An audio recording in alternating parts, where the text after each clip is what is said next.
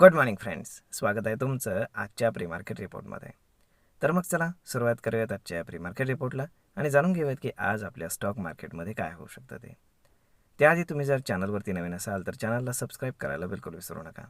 तर मग चला सुरुवात करूयात आजच्या व्हिडिओला. मित्रांनो, काल रात्री आपण जर US मार्केटमध्ये पाहिलं तर त्यांची तीनही इंडेक्सेस मिक्स टाईप ऑफ सेटअपमध्ये क्लोज आहेत. यामध्ये नॅसडॅक जास्त गडगडलेला आहे, ऑलमोस्ट 1% आसपास, आणि S&P 500 देखील 0.5% आसपास रेडमध्ये क्लोज आहे. परंतु जो डाउ जोन्स आहे तर तो मात्र ग्रीनमध्ये क्लोज आहे. तर असं होण्यामागचं बेसिकली रिझन काय आहे ते आपण जाणून घेऊयात. तर कॅनडा आणि US यांच्यामध्ये जे काही टेन्शन वाढलेलं आहे त्यामध्ये USनं जे काही टॅरिफ्स इम्पोज केलेले आहेत तर मोस्टली कॅनडामधनं USमध्ये ऑटो पार्ट्स येतात आणि त्यामुळे ते ऑटो पार्ट्स महाग होऊ शकतात. आणि या गोष्टीमुळे आपल्याला तिथे मार्केटमध्ये एक आपण काय म्हणू शकतो की सेक्टर स्पेसिफिक आपल्याला त्याच्यामध्ये सेल ऑफ पाहायला मिळाला. जर आपण इराण आणि US यांच्यामधलं जर टेन्शन जर पाहिलं मिडल ईस्टमध्ये तर त्याच्यामध्ये जसं मी तुम्हाला काल सांगितलं होतं की ट्रम्प काल जे नवीन सँक्शन्स आहेत तर ते अनाऊन्स करणार होते, तर ते त्यांनी केलेलं आहे. परंतु सँक्शन्स अनाऊन्स करून देखील क्रूड ऑइल ऑलमोस्ट 3% आसपास खाली आलेलं आहे. तर मग असं का झालं? तर त्याच्यामागे बेसिकली रिझन असं आहे की मार्केटला जेवढे जास्त सिव्हिअर सँक्शन्स एक्सपेक्टेड होते तर तसे कुठलेच सँक्शन्स झालेले नाही आहेत. अगदी नॉमिनल सँक्शन्स झालेले आहेत. त्यामुळे जर आपण पाहिलं तर ह्या गोष्टी मार्केटला आवडलेल्या आहेत आणि त्यामुळे क्रूड ऑइल जे आहे तर ते खाली आलेलं आहे.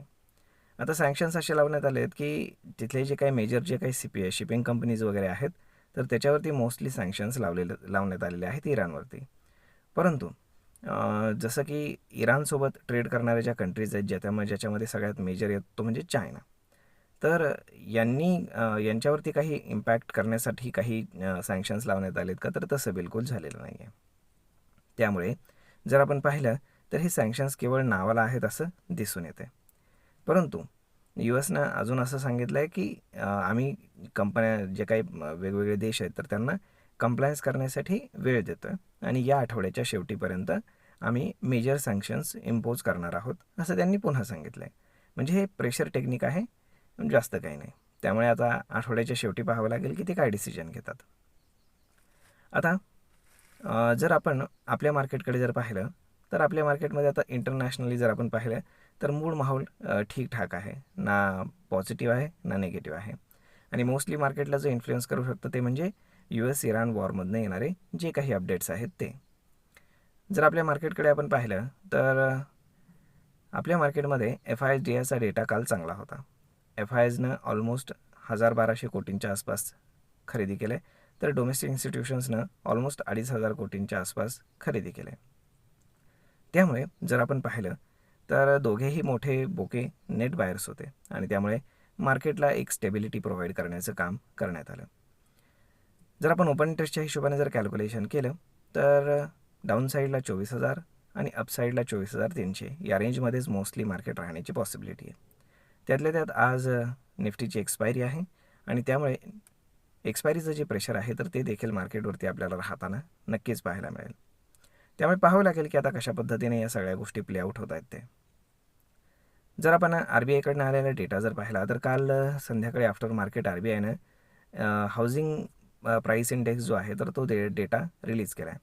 त्यामध्ये जे काही चालू फायनान्शियल इयर आहे त्याच्या फर्स्ट जे काही क्वार्टर होतं त्याच्यामध्ये साधारण 3.6% घरांच्या किमतींमध्ये इन्क्रीमेंट झालेली आहे. तर मग आता ही गोष्ट जी काही रिअल इस्टेट स्टॉक्स आहेत तर त्यांच्यावरती इम्पॅक्ट करू शकते. त्यामुळे आता पाहावं लागेल की कशा पद्धतीने त्या गोष्टी चालणार आहेत. जर आपण स्टॉक स्पेसिफिक पाहिलं तर TCSनं पोर्शेसोबत पार्टनरशिप केलेली आहे की जी TCSसाठी गुड न्यूज आहे. त्यामुळे TCS देखील आज फोकसमध्ये राहू शकतो. सोबतच USमध्ये देखील बँकिंग स्टॉक्स जे आहेत तर ते जरा चांगले परफॉर्म करत होते काल. त्यामुळे आज आपल्याकडे देखील जे काही बँकिंग आणि नॉन बँकिंग फायनान्शियल कंपनीज आहेत तर त्यांच्यामध्ये आपल्याला एक गुड वाईब आपल्याला पाहायला मिळू शकते. त्यामुळे एकदम मिक्स टाईप ऑफ सेटअप राहण्याची हायली पॉसिबिलिटी आहे. ना मार्केट वर जाणार आहे ना मार्केट खाली जाणार आहे. कारण तसा कुठला मेजर ट्रिगर पॉईंट सध्या मार्केटकडे नाही आहे. होप सो सगळं काही व्यवस्थित व्हावं हीच आपली अपेक्षा. तर मग मित्रांनो, हा व्हिडिओ, ही माहिती तुम्हाला कशी वाटली हे तुम्ही आम्हाला कमेंट करून नक्कीच सांगा. आणि जर आवडली असेल तर आपल्या जवळच्या मित्रमंडळींसोबत देखील हा व्हिडिओ तुम्ही शेअर करायला विसरू नका. धन्यवाद.